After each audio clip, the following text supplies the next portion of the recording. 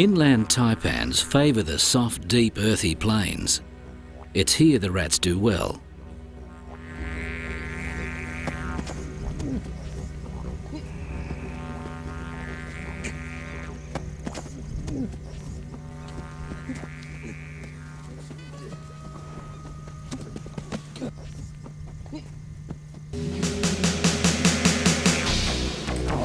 What's he up to now?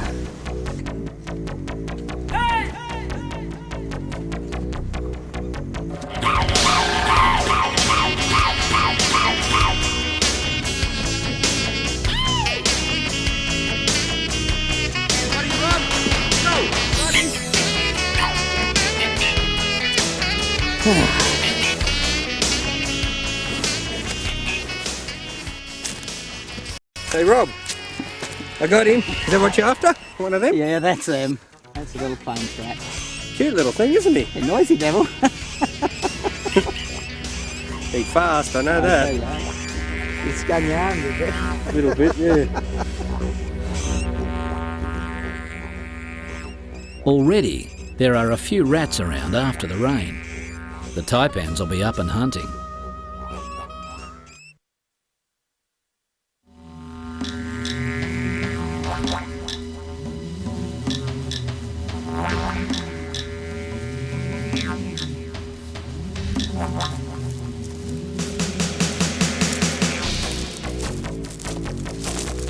You know, you wouldn't think anything could live out here, would you? No, she's very barren country, this place. Yeah. Can you see what I can see? Looks big. Deadliest thing on this planet. No hospitals out here. Who's going to catch it? I reckon we should flip. You got a pen? I've got one.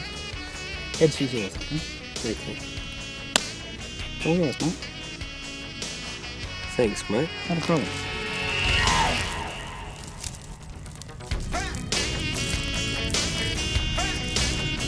You don't have to chase this one, do you? No, it's not 10 times bigger than it is.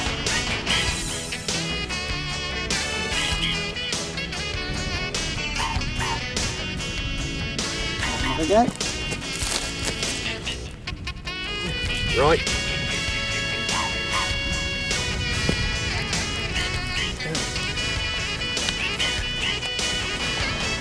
Oh, great. Robbie, grab some water. He's spurt venom all down my leg. I'll put him back in the bag. Long way from hospital, mate. Not wrong. You wouldn't think his skin would absorb it either, but it does. And back of my hand too. Okay. Rather be safe than sorry out here. This brush with the inland taipan becomes an omen. A few weeks later, one of his own captive inland taipans bites Robo. He's only the fifth person bitten. The venom devastates his body. As soon as I realised I'd been bitten, my first thing was to get a pressure bandage on. That's the best first aid. I grabbed a bandage from behind the cage where we keep them in case of an incident like this. Applied the bandage to the limb and just mobilised it. Now that bandage, what it does is it prevents the venom from travelling through the lymph system, and it prevents it from getting to all the major organs, so it buys you a bit of time. The bite was an accident. John bumped the snake's head as he returned it to its cage during routine cleaning.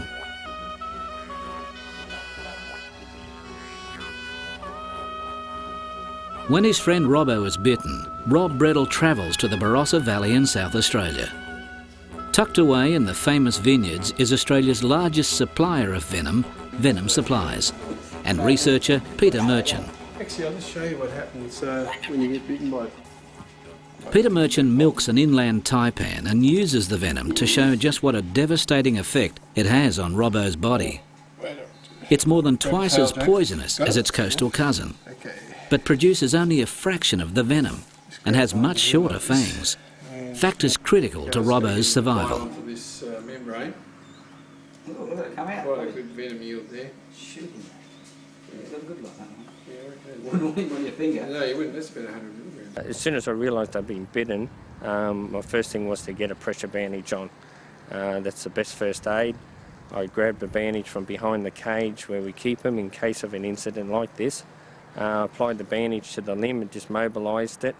Now that bandage, what it does is it prevents the venom from travelling through the lymph system, and it prevents it from getting to all the major organs, so it buys you a bit of time. Okay, what I'm going to do now is just put a tiny bit of venom, the venom I just milked from that Inland Taipan, just a small drop into the blood, and we'll mix that up, give it a good shake, mix it up, and in a very short time we'll notice that it clots. And we'll compare it with this other one here, this one here. Once I got the pressure bandage on, I came out the front of the pub, the Edamogga pub, and I found somewhere nice and warm to sit, being cold in the morning, and I just sat here nice and calm, kept cool while I waited for my ride, being the ambulance. What I'm going to do is show you what happens to these two blood samples. Now this is the one we didn't put any venom in. You can see that runs down there quite nicely. Now just have a look at this one. This is the one we put the Inland Taipan venom in. If I can get it out of it. There she is. There she is. The first symptoms I noticed once I was in the hospital were sweatiness. I was starting to get a bit of a temperature and feeling quite queasy. I also had a lot of pain around the bite area. The actual muscle went all red and swelled up quite large, my arm, just around the bite area. It was actually so sore you couldn't press on it or touch it. The next thing I noticed was the lymph gland under my arm was swelling up like a golf ball, so I knew the venom was well and truly in the system and on its way. What happens normally in most snakebite cases is you get a lot of little tiny clots, millions of them throughout your body, and then it uses up one of the clotting factors. In doing that and creating all those little clots, it uses up one of the clotting factors in your blood, so your blood won't clot. So you've got a condition in your body where you're very susceptible to bleeding. And it made my eyes really sore, like someone had thrown salt in them, and I was getting blurred vision. Especially in the brain, that's the most susceptible area. By then the headaches were so bad, the doctors put me on morphine. I gather that's not all that happens to your blood either, eh? No, we'll just have a look at these two pictures. That's a picture of normal red blood cells, normal human red blood cells. Now, when they're exposed to venoms, you can see they change their shape quite dramatically. They look pretty though, don't they? They look pretty, yeah, but you imagine trying to pump those tiny so. things through your blood, little tiny blood vessels. Yeah. Those ones there with the spikes on them. caught. Yeah, those ones there with the spikes on them are a lot harder to pump because they rub across each other and it create a blood that's much more viscous. So you it's got thicker, isn't it? it's Means thicker, yeah. All right. So the big problem there is you can starve blood to certain organs in your body. All right, so you can have organ failure. You can have organ failure, you can have multiple organ failure. Once all the blood tests came back and it showed that the venom was in my system and starting to cause damage, the doctors wanted to administer an anti-venin. In this case, I was reluctant to receive it because working with these reptiles and never taking an anti-venin before and feeling like I was on control of the situation, I refused this anti-venin. Now, I would have accepted it if things got worse, but we seemed to have stabilised through the night, and by morning I was starting to come good. The blood properties were returning to normal. So in this case, I didn't need the anti-venin. Myotoxins actually break down the muscles. They split open the cell walls, and all the stuff in the muscle cell gets into the bloodstream. What's that do? Well, it's another way of taking away the strength of an animal by breaking down the muscles. And of course, the secondary problem to that is because all that stuff getting out in the bloodstream, it's filtered out by the kidneys, and if there's too much there, it causes a kidney failure. Even 3 weeks after the bite, the venom was still interfering with my system. It interfered with the messages sent between the brain and the heart, which caused a mild heart attack in this case. Yeah, well, that's the classic symptoms of neurotoxic poisoning. It blocks the message from the brain to the muscles, so you might have droopy eyelids, slurring your speech, dribbling. Now, over a period of 3 weeks up until my heart attack, I had actually lost 11 kilos of weight. Using the mildly venomous brown tree snake, Robo explains that snakes only bite with good reason. Now, the reason snakes bite people is because they usually feel threatened, or they might feel like their life is in danger. Now with this snake here, just sitting here freely like this, he's not interested in me at all. If I was to sort of squeeze this snake and restrict him, he should actually bite me to tell me to let him go. Alright, here he goes. Okay. Now see how they chew and they pump that venom into you? Okay, sometimes, because I've got him restricted, he'll hang on. But the minute I let him go, he'll feel like he can retreat. So if I let him go now, he should let go of me. See? Now, immediately he'll let go because he thinks he can escape.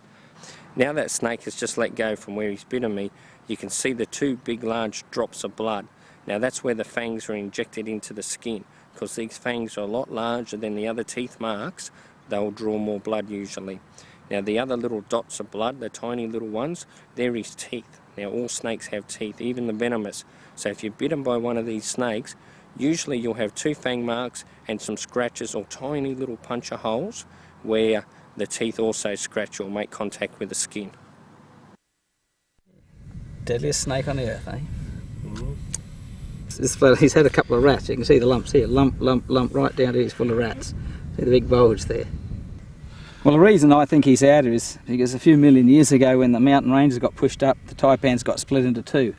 And this one followed the rats down to this downs country. Made it his home. I think so. He's a rat eater like his cousin, but this rat's are smaller here, so he's not such a long snake. Well, actually, he's different to the coastal taipan. He's got shorter fangs, more slender head. I reckon for his size, he's more chunky too. Probably the reason why his fangs are shorter than the coastal taipan is because his prey's a lot smaller, but his venom's much more potent to kill it quicker. Neither taipan hangs on to their prey, they both bite and let it go, and their venom is so potent it kills it very, very quickly. Well, they say one bite from this one can kill how many thousand mice? Oh, God. 240,000? Something like that. That's incredible, isn't it? Yeah, 180 times more deadly than a king cobra. It's amazing to think that venom on your skin could kill over 100 people. It's incredible, eh? Yeah.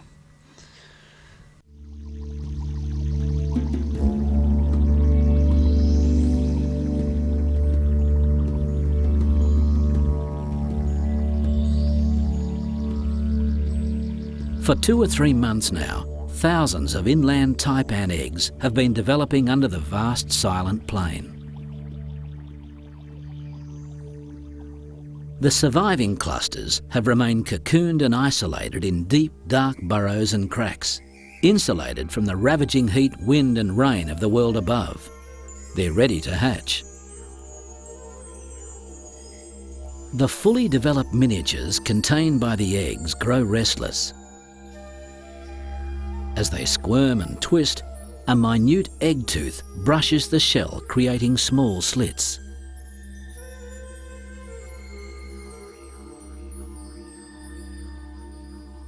Baby heads poke through to test and taste the world about them.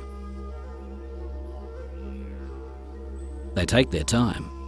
It may be several days before all the young finally give up their viscous crib and go out into the world. The egg tooth is a small, sharp point on a scale on the nose, immediately above their mouth.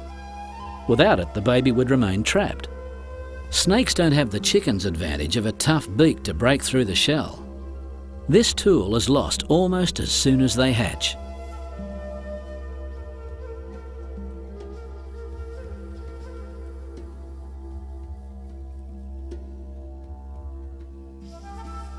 Once out of the shell, the young snakes live on a reserve of yolk inside the stomach. This gives them just enough start to find their first meal.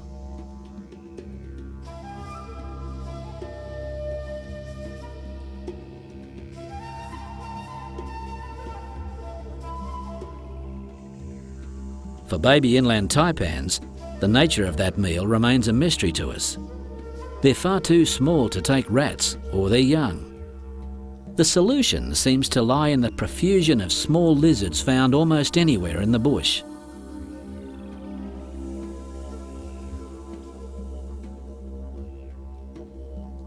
After food, the most important issue for the baby snakes is survival.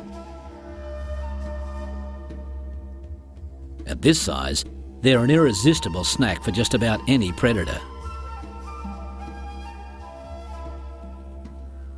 From now on, for the next couple of years, nowhere will be safe for the young snakes.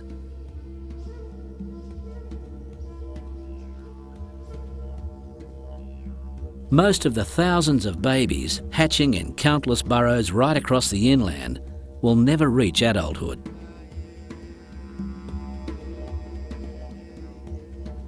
For one baby, time is running out faster than most.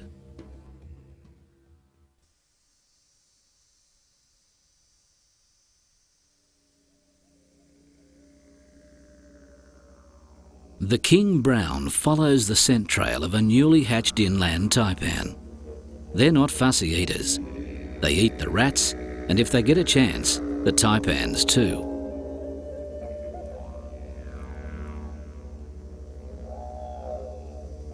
The king brown is a cannibal and well equipped for the job. This strong, muscular snake is immune to all venomous bites, including that of the taipan.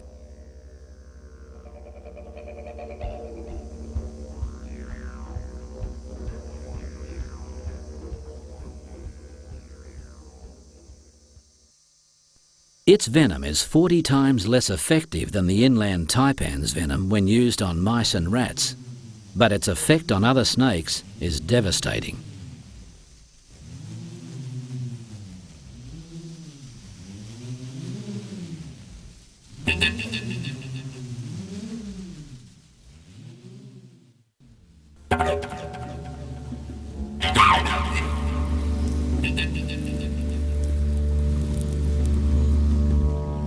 All over the bush, the predators are harvesting the annual crop of young reptiles. This is how nature's plan works.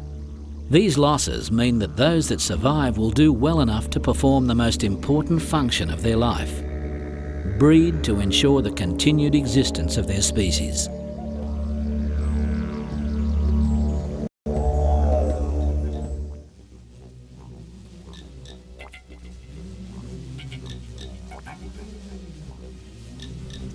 Run over here, John.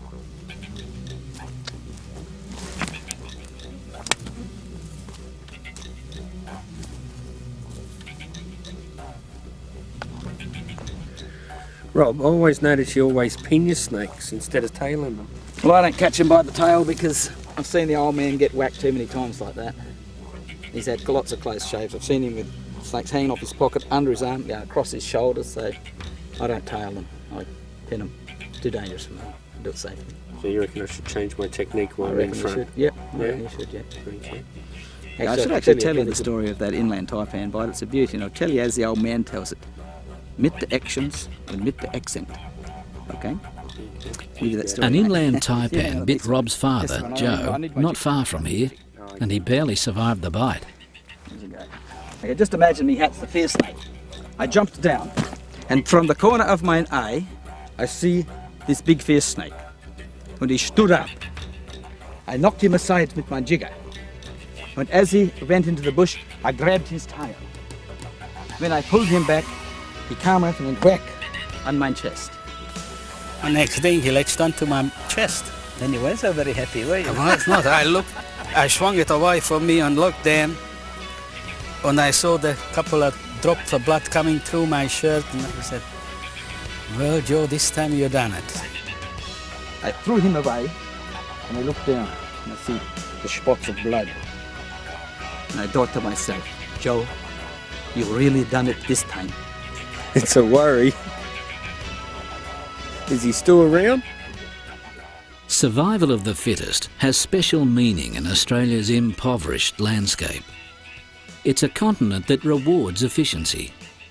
In a country where the variety and volume of food is always uncertain, taipans are now the best mammal hunters of all. No other snake has the devastating combination of size, speed and venom that truly entitles the taipans to their place as the world's most dangerous snakes.